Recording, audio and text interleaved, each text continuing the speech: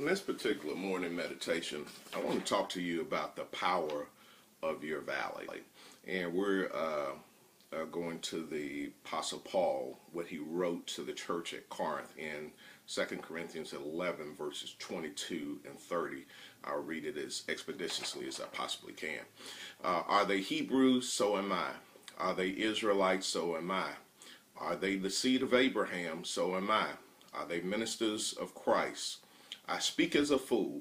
I am more in labors more abundant, in stripes above measure, in prisons more frequent, in deaths oft. Of the Jews 5 times received I 40 stripes, save one.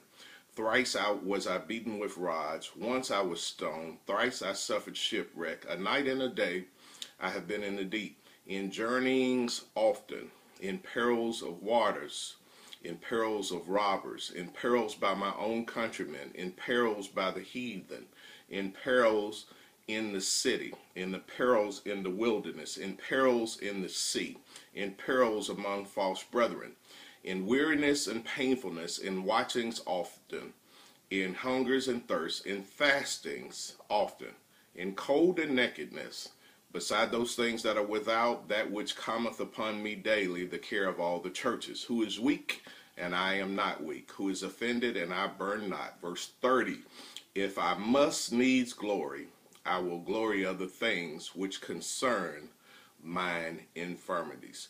The Apostle Paul was having his apostleship challenged in at this particular time and juncture where this letter was written. And he certified his apostleship not by his mountaintop experiences, but he certified it by those things which he went through in the different valleys in his particular life. And now, if Paul wanted to really roll out his resume, Philippians 3 and 5, his resume was there. He would say he was circumcised when I was 8 days old. I am a pure-blooded citizen of Israel and a member of the tribe of Benjamin, a real Hebrew if there ever was one. This is from the New Living Translation. I was a member of the Pharisees who demand the strictest obedience to the Jewish law.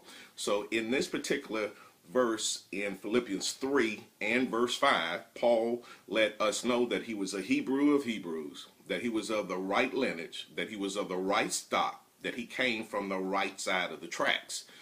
But we go back to 2 Corinthians 11 and 30, and Paul forsook all of that, and he certified his apostleship by what he said in verse 30. If I must needs glory, I will glory in the things which concern mine infirmities. Now, isn't that just totally different from what we do?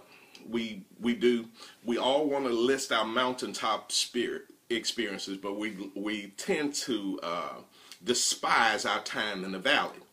Child of God, you're going to go through a valley in your life. If by what Psalms 34:19 said, many other afflictions of the righteous, you're not going to have one or two.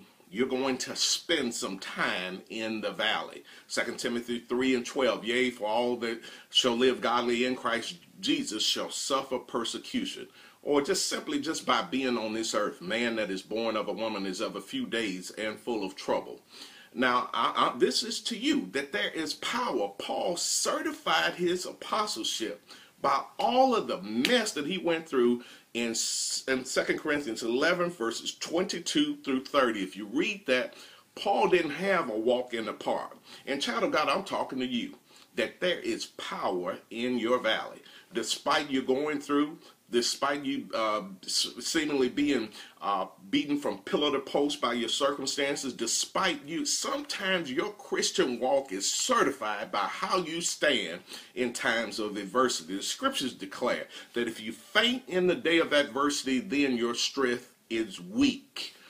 God determines how strong you are by what you do in the valley. Sometimes your greatest faith statement is simply standing. The scriptures declare, having done all to stand, stand therefore. I'm talking to you, child of God, that there is power in your valley. If I must needs glory, I'll glory in the things which concern my infirmities. I asked the Lord one time, Lord, which is the greatest deliverance? I said getting delivered from delivered from the fire, or getting delivered in the fire. And the Lord told me that the greatest deliverance is getting delivered in the fire. Yeah, the adversity is in your door. You're right in the middle of a hot, pressured, hellified situation. But God's going to yet deliver you. God can deliver right there where you are. Child of God, even if you're passing through the valley, even the valley of the shadow of death itself, don't fear any evil, for there is power in your valley.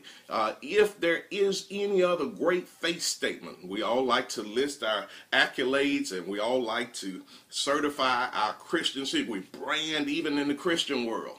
But many of you, sticking with God through some of the most hellified situations that you've ever seen, is the greatest faith statement. Your Christianity is certified. Your faith is justified by the stuff you're going through. And child of God, I'm telling you on this morning, in this particular meditation, because everybody's not on the mountaintop, you're going to spend some time in the valley. And I'm telling you and submitting you like what Paul wrote to you, that there is power in your valley. That's my particular morning meditation for you. God bless you.